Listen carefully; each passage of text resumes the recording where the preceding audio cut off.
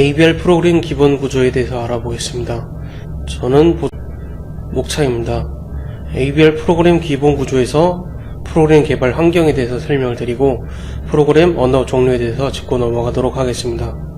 인베디드 C 언어에서는 변어, 변수와 함수에 대해서 알아보고 타깃이 아토미가 328인 ABR GCC 컴파일러에서 자료형이 어떻게 되는지 알아보겠습니다.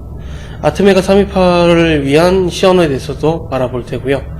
프로그램 흐름 제어 명령어에서는 if문, while문, for문, 스위치문이 처음 하시는 분들을 위해서 한번 짚고 넘어가도록 하겠습니다. 마이크로 컨트롤을 위한 프로그램 개발 환경에 대해서 알아보겠습니다. 페이지에서는 교차 컴파일러에 대해서 알아볼 거고요. 개발 시스템과 타겟 목적 시스템이 서로 다른 것을 교차 컴파일러라고 부릅니다. 순서는 이렇게 되고요. 저번에 배웠다시피 프로그램 코딩 후에 컴파일링, 실행 파일을 제작하고 업로드를 한 후에 실행하는 것까지 포함해서 이런 흐름으로 진행이 되고요.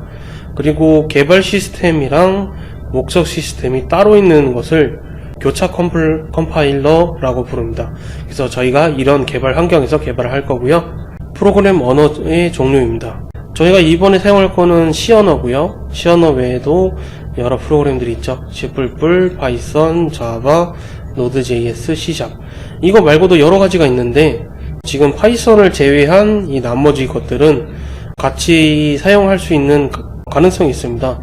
여러분들이 추후에 어떤 개발을 하실지는 잘 모르겠지만 이 C 언어 외에도 다른 언어도 해보는 것을 추천드립니다. 네, 저희가 저번 시간에 main.c에서 이런 라이브러리를 불러온 다음에 이 메인에서 LED 키는 것을 해봤습니다. DDR-B 0x20이나 아니면 포트 D는 0x20 세미콜론 이렇게 해가지고 LED를 켜보는 것을 해봤습니다. 이번에는 C 언어 프로그램 구성에 대해서 알아볼 건데요. 저희가 메인 C가 있고 다른 라이브러리가 있습니다. 저희가 사용했던 이 AVR/IO.H도 이런 라이브러리에 속하겠고요. 라이브러리 헤더 폴더라고 이렇게 부르시면 되겠습니다. 이런 함수들을 쓸 때가 있는데요. 그러니까 이런 함수들이죠. 이런 함수들을 쓸 때가 있는데 이 함수들은 꼭 위쪽에다가 선언을 해주셔야 됩니다. C++ 같은 경우는 아래다가 선언을 해주셔도 동작을 하는데 C 언어 같은 경우는 위에 선언을 해주셔야지 프로그램이 순차적으로 읽으면서 함수를 읽을 수 있기 때문에 꼭 위에다가 선언을 해주셔야 되고요. LED str light를 호출을 했습니다. 이 화살표 따라서 이게 출력이 되는데요. 그런 다음에 set 커서 가로와 LED 데이터 라이트 가로를 호출을 시켜주는데요. 이 두 함수는 지금 메인문에도 없고 여기 main.c에도 없는 것을 확인을 했습니다. 그러면 이 함수는 어디 있을까요? 확인을 해보시면 전부 이 lcd.h에 있는 것을 확인을 하실 수가 있겠습니다. lcd.h를 쭉 따라가 줍니다. 이쪽에 있고요. lcd.h 이쪽에서는 함수명을 지정을 해주고요. 그리고 진짜 안에 있는 함수 내용들은 여기 lcd.c에 있습니다. 그래서 lcd.c에 가시면 이 함수 내용들이 쭉 선언이 되어 있습니다. 좀 이따가 사용할 언더바 딜레이 언더바 미리세컨드도 마찬가지고요. 저희는 여기다가 숫자를 집어넣으면 되는 걸로 알고 있는데 이거를 추후에 다르게 이용하실 때 여기 있는 값을 다르게 변경해서 넣고 싶다 하실 때는 이 내용들을 꼭 이 lcd.c나 lcd.h에 있는 내용들을 꼭 알아야지만 사용할 수 있는 부분이 있습니다. 그래서 그때 사용을 하시면 되겠고요. 그리고 저희가 이렇게 코딩을 한 과정 이후에 이런 식으로 컴파일을 합니다. 그래서 이런 main.5나 lcd.5나 이런 오브젝트 파일이 생기고요. 이게 ref라는 오브젝트가 모인 파일이 만들어지고 그 파일에서 링크 과정을 거쳐서 헥사 파일이 생깁니다. 그래서 이 헥사 파일은 뭐 기계어라고 부르기도 했었죠. 이걸 그 아트메가 328에 ISP로 업로드를 하시면 됩니다.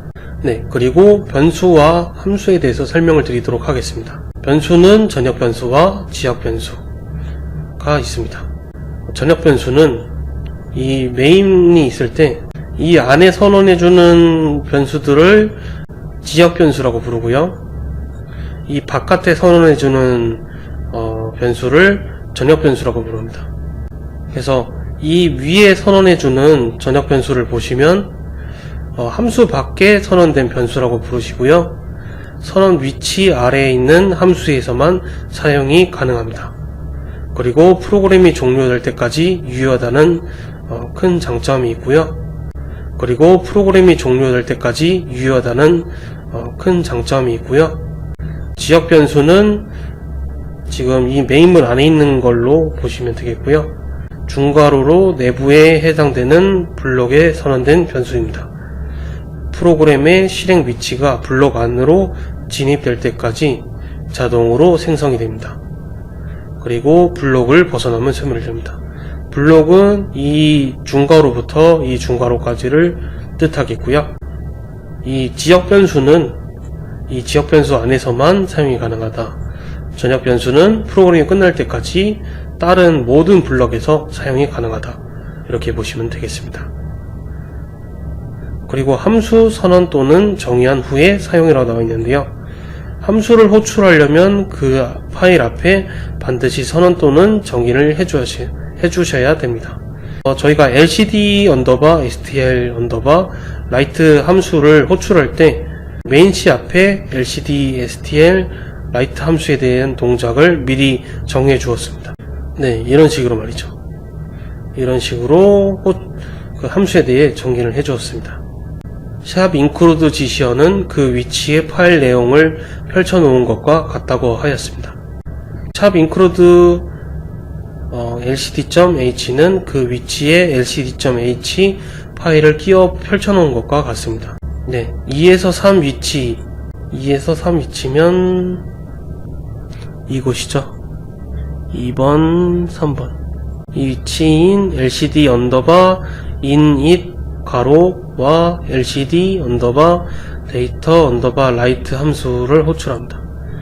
lcdh 파일 내용 중 6번 위치의 함수 lcd_init과 lcd_data_write의 반환 자료형과 매개 변수에 대한 자료형 선언이 있겠습니다.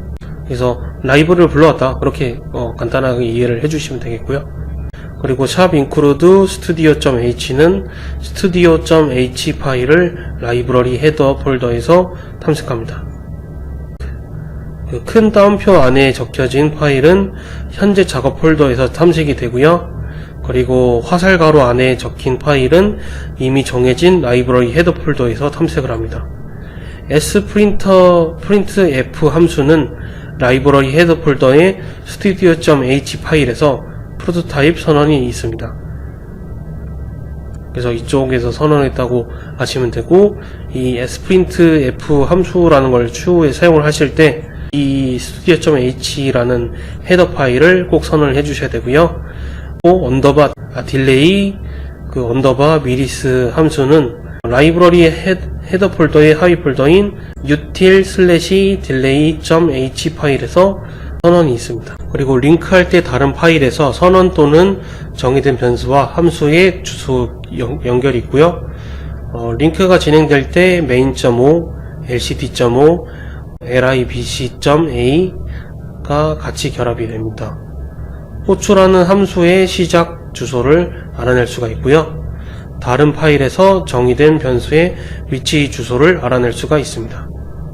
함수와 변수의 주소를 연결하여 다운로드 파일을 생성 가능합니다. 샵 매크로도 상수 또는 복잡한 식을 레이블로 대응하여 사용이 가능합니다. 예를 들어서 max_lcd_string 레이블을 등장하면 0x40으로 대체한다던가 그런 식으로 사용도 가능합니다. 네, 타깃이 아트메가 328인 AVR GCC 컴파일러 자료형에 대해서 알아보도록 하겠습니다. 펜티엄 CPU로 하는 비주얼 C++ 컴파일러와 이 AVR GCC 컴파일러로 자료형을 만들었을 때 차이가 어떻게 나는지 알아보도록 하겠습니다. 캐릭터입니다. 캐릭터를 만들었을 때는 AVR GCC는 1, 비주얼 C++에서는 1. 그래서 둘 다 1바이트로 보시면 되는데, 지금 인티저부터 차이가 납니다. 인티저는 AVR GCC는 2바이트, 비주얼 C++는 4바이트.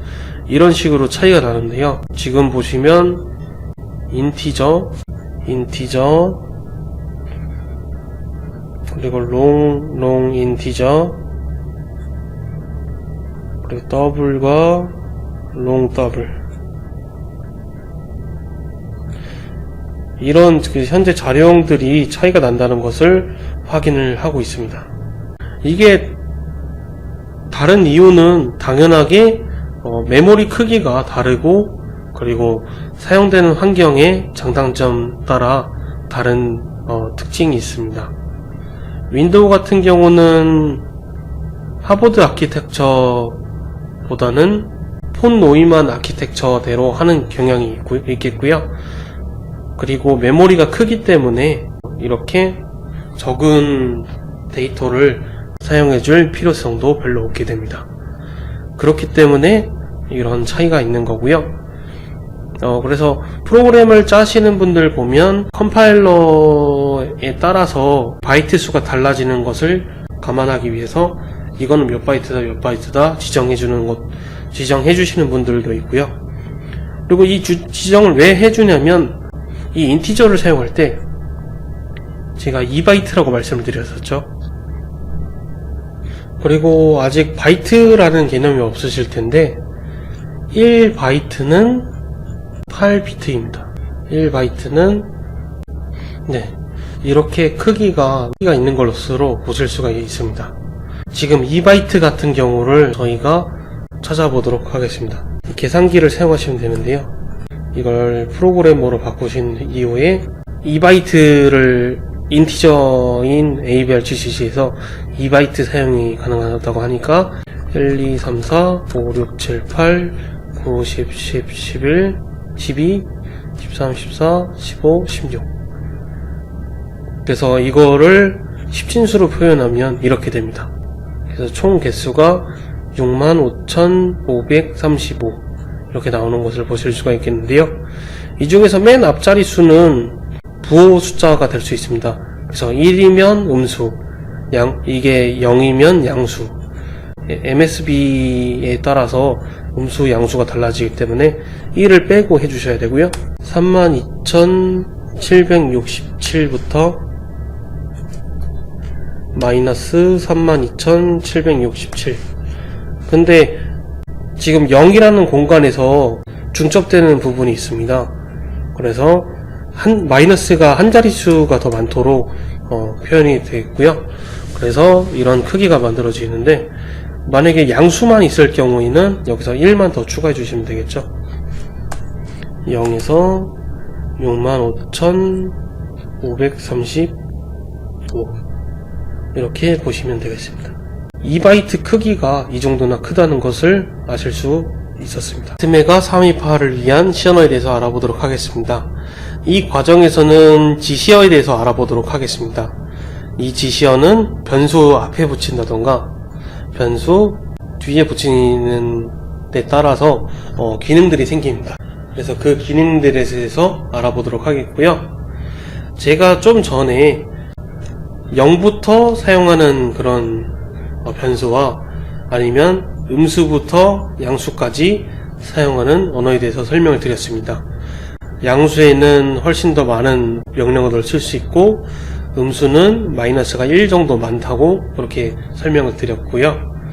그런 식으로 이해를 하시면 되는데, 이거는 변수 앞쪽에 사용하는 부호 지시어입니다. unsigned를 붙이시게 되면 0부터 양수의 그런 바이트만 차지하게 되겠고요. 그래서 비고를 보시면 양수와 0값만을 가질 수 있음, 이렇게 설명이 되어 있고요. 사인드를 앞에다 붙이시면 마이너스에서 플러스를 가지고 있습니다. 양수, 영, 음수 모두를 가질 수 있다고 설명이 되어 있고요. 그런데 저희가 사인드는 별로 익숙하지가 않을 거예요. 왜냐하면 사인드는 저희가 처음 변수를 선언할 때부터, 이 네모를 만들 때부터 사인드로 지정이 되어 있습니다. 그래서 보통은 사용을 안 하고요. 네, 이렇게 사용을 안 하고, 그런데 이 ABR 스튜디오에서는 따로 그 디폴트 값을 변경을 해줄 수가 있다고 합니다. 그래서 어사인드 같은 거를 처음부터 지정을 해주도록 할 수도 있겠고요. 그리고 기타 GC어에는 레지스터, 볼라타일, 스태틱, 콘스트라는 게 있습니다. 레지스터는 컴파일러에게 선언되는 변수를 레지스터로 할당 요청을 합니다. 그래서 속도가 빨라지는 특징이 있는데, 이거는 할당되는 변수의 크기 제한이 있습니다. 그렇기 때문에 많은 변수들은 사용을 못하고 일부분만 사용이 가능한 걸로 알고 있습니다. 그래서 속도가 빠른 변수들을 사용할 때 레지스터를 사용한다. 그리고 컴파일러에게 선언되는 변수를 레지스터로 할당 요청할 때 사용을 한다. 이렇게 이해를 하시면 되겠고요. 볼라타일은 컴파일 시 최적화를 하지 않는다는 것을 뜻합니다. 이거는 그 SRAM에 저장을 해주는 겁니다. 볼라타일이 휘발성이라서 휘발성인 저장 장치인 SRAM에 저장을 하게 되겠고요. 그래서 이거는 추가적으로 사용을 하다가 SRAM에 다른 메모리가 잡히면서 지워질 수가 있고요. 아니면 이 메모리를 건너뛰면서 잡혀가지고 비효율적인 방식이 될 수도 있습니다. 대신 최적화를 하지 않는다는 특징이 있어서 이에 따라서 사용할 수도 있겠습니다. 스태틱은 함수가 종료되어도 변수값을 유지하는 특징이 있습니다. 그래서 저희가 이 메인 함수에 지정을 해 주었어도 스태틱을 사용해 주게 되면 전역 변수처럼 사용이 가능합니다. 그리고 콘스트 같은 경우는 저희가 예를 들어서 클럭 수를 지정해 줬어요. 클럭 수는 60MHz다 이렇게 지정을 해줬는데, 이거를 저희가 코딩을 실수해 가지고 추가적으로 그러니까 연산이 돼서 1이 증가를 했습니다. 그래서 프로그램 전체적으로 이상이 생길 수도 있는데, 콘스트에 그런 추가적인 연산이 들어가게 되면 에러가 뜨게 됩니다. 수정할 수 없다고 나오죠. 그런 특징이 있기 때문에 콘스트를 자주 사용하는 편입니다. 여러분들도 뭔가 실수를 안 한다고 장담하시는 것보다는 이 기타 GC어를 사용해서 여러분의 실수를 막아보는 방법도 있겠습니다. 거기서 숫자 상수에 대한 강의가 있겠습니다. 그래서 ABR 숫자 상수 표현은 이런 식으로 합니다. 10진수는 12, 16진수는 0x를 앞에다 붙입니다. 그리고 2진수는 앞에다가 0b를 붙입니다. b는 소문자 b고요. 8진수는 앞에 0을 붙입니다. 숫자 0이고요. 그리고 10진수 중에서 롱타입은 뒤에 l을 붙입니다. 그리고 10진수 중 언사인드형은 뒤에 u를 붙이고요. 플로트형은 뒤에 f를 사용하는 게 특징이고요. 그리고 더블형과 비교해서 이 F형이 없는 것을 보실 수 있는데요. 그래서 더블형에는 그냥 소수점만 사용을 한다. 플로트형에는 이 뒤에 F를 사용을 한다. 그렇게 보시면 되겠고요. 0.1.0이나 0.1은 이렇게 생략을 해줄 수도 있습니다. 그래서 여러분들이 코드를 직접 짜시는 것보다 남의 코드를 보고 배우시는 게 좀 더 빠르게 배울 수 있는 길입니다. 그래서 다른 사람들의 코드를 배우기 위해서 이러한 표현 방식을 배우는 것을 추천드리고요. 거기에 따라서 여러분들이 코드 짜실 때 그런 것을 따라해 보실 수도 있겠습니다. 특히나 지금 여기서부터 여기 있는 표현들은 잘 안 쓸 것 같지만 정확한 메모리를 잡아주지 않으면 메모리가 깨지는 증상이 생기기 때문에 꼭 이런 증상으로 이렇게 코딩을 해주셔야지 나중에 실수를 범하지 않게 됩니다. 예를 들어서 설명을 드리자면, 저희가 1바이트 캐릭터를 사용하고 있다고 하는 가정에서 unsigned 캐릭터를 사용을 합니다. 00000부터 1111을 사용을 합니다. 근데 이게 인티저로 잡혀버렸어요. 그래서 이게 하나가 더 증가해버렸죠. 근데 저희는 여기서 1이 증가가 되면 다시 0으로 복귀하는, 메모리가 꽉 차면 0으로 바뀌는 컴파일러도 있거든요. 0으로 동작되기를 바랬는데 숫자가 1이 더 커져버린 거예요. 이런 식으로. 이러면 저희가 에러를 찾는데 되게 어려운 경우가 생기겠죠. 코드는 틀리지 않았는데 이러한 문법 차이에서 생긴 문제니까요. 무슨 캐릭터와 인티저를 합쳐서 결과를 나타내다가 이런 에러가 생길 수도 있기 때문에 이러한 문법을 사용해 주는 것을 추천드립니다. 특기사항으로 밑에 이게 달려져 있는데, 여기서 봤을 때는 이 ABR-GCC 컴파일러에서는 이진수 표현을 위해서 0B 형식을 사용을 하는데, 이 PC의 비주얼 C++에는 그 기능을 사용해 줄 수 없다고 나와 있습니다. 그런 기능의 차이가 있겠고요. 프로그램 흐름 제어의 명령어입니다. if문은 분기문이라고 부르기도 합니다. 보통 형식에는 if문 하나가 있고 가로가 있습니다. 그 가로에는 조건식이 들어갑니다. 조건식은 이런 것들이 들어갑니다. A가 B보다 크냐라고 물어보는 조건식이 있습니다. 저희는 A에다가 1을 주고 B에다가 2를 주도록 하겠습니다. 그러면 A가 1이 들어있고 B가 2가 들어있으니까 1이 2보다 크지 않죠. if는 이 조건이 맞냐고 물어보는 거고요. 이 조건이 틀리기 때문에 이 안에 있는 내용들은 작동하지 않습니다. else는 if 내용이 틀리면 작동하는 조건문이고요. 그래서 이 안에 있는 블럭이 작동하게 됩니다. 그래서 max라는 변수에 B에 있는 값이 들어갑니다. max에 2가 들어가는 것을 보실 수 있겠고요. 좀 더 if에 대해서 알아보도록 하겠습니다. 조건식이 맞으면 if가 작동을 합니다. 좀 더 들어가 보면 조건식의 결과값이 성립을 해서 1이 출력이 나오면 if가 작동이 되고, 조건문의 결과값이 0이 나오면 if문이 작동하지 않습니다. 그리고 if문에 이런 중괄호가 있는 것을 확인하실 수가 있는데요. 이 중괄호 안에 있는 내용이 if문 조건이 맞았을 때 동작되는 블럭입니다. 이 중괄호가 없고 이 밑에 한 줄만 이렇게 적혀 있는 경우가 있습니다. 이 옆에도 마찬가지고요. 얘도 지금 중괄호가 없죠. 이러한 중괄호가 없죠. 이 if문 바로 밑에 있는 명령어는 작동이 됩니다. 그렇게 보시면 되겠고요. 형식 2에서 보셨을 때는 if가 틀렸을 때 else가 작동하는 것을 추가적으로 보여드리고, 만약에 else if라는 것도 만들 수가 있어요. if가 틀리고 else if에서 조건을 또 만들고 이쪽이 맞으면 작동을 해라. 그리고 맨 마지막에는 else가 있겠죠. 다 아니면 아닙니다 라고 출력을 해라. 이런 식으로 코드를 짜질 수도 있겠고요. 지금 모든 코드를 알려드리기 힘들고요. 그냥 간단하게 이런 명령어는 이런 조건문은 이런 조건문이구나, 이렇게만 이해를 해주시면 되겠습니다.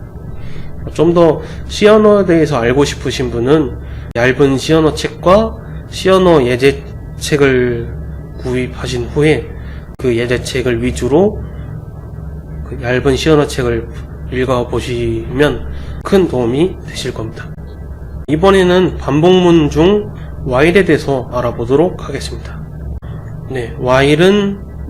while 옆에 조건식이 있습니다. 조건식은 아까도 배웠던 거죠.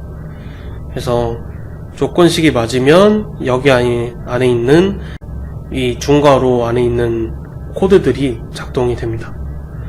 그리고 이 조건문이 틀리게 되면 여기서 while이 작동하지 않게 되는 거고요. 그래서 지금 보시면 while 가로 1 가로 닫고를 썼는데, 이렇게 되면 조건문이 계속 맞는 것과 같이 출력이 돼서 이 중괄호가 계속해서 출력되는 것을 보실 수 있겠습니다.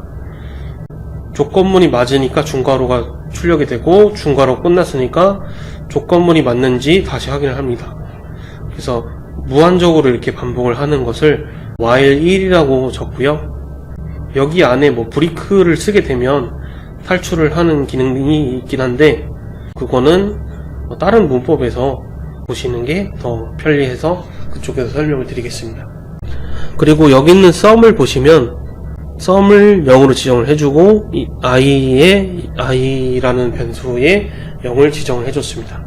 그래서 i가 10보다 작냐라고 물어봤습니다. 현재 i는 10보다 작은 걸로 보이고요. 현재는 0이니까요. 그래서 이 중괄호가 작동을 합니다. 그래서 보시면 sum 더하기 i는 sum이다. 그래서 sum은 현재 0이고 i도 현재 0이죠. 0 더하기 0은 0이기 때문에 sum에 현재 0이 들어있고요. i 플러스로 i가 1 증가합니다. 다시 돌아옵니다. i는 현재 0이고 sum도 i는 현재 1이죠. 아까 그 증감자가 있었기 때문에 i가 1 증가 이런 게 있었기 때문에 i는 현재 1이고요. sum은 현재 0이고 0 더하기 1은 현 1이고요. 그리고 i가 또 증가해서 2가 되고요. sum은 현재 1이고 i는 현재 2입니다. 1 더하기 2는 3이 되겠고, i가 증가해서 3이 됩니다. 이런 식으로 계속 반복하는 그런 함수를 만들어 보실 수 있겠습니다. 뽀입니다. 이것도 마찬가지로 반복문이고요. 이거는 뽀라고 부릅니다. 돌아가는 순서입니다. 처음에 초기화를 한번 해줍니다. 그리고 조건식을 해주고요. 그리고 이 조건식이 맞으면 이 안에 있는 블럭이 작동됩니다. 블럭이 작동된 후에 증감자문이 있는데, 증감자문에서 증감을 시켜줍니다. 이거는 조금 어려워 보이실 수가 있는데 직접 사용을 해보시면 이게 제일 간단합니다. 그래서 뽀문을 많이 사용하고요. 처음에 초기화가 있습니다. sum은 i와 같고 연과 같다 이렇게 써져 있습니다. 그래서 전부 다 0으로 세팅이 됐고요. 그리고 조건문이 있습니다. i는 현재 0이죠. 그리고 0이 10보다 작냐 이렇게 물어봅니다. 현재 조건이 맞기 때문에 이 블럭이 작동이 됩니다. 블럭이 작동되면서 i는 0이고 sum도 0이기 때문에 0 더하기 0은 0이 나옵니다. 그리고 이게 다 끝났기 때문에 i 플러스가 작동이 됩니다. i는 현재 1이 됐고요.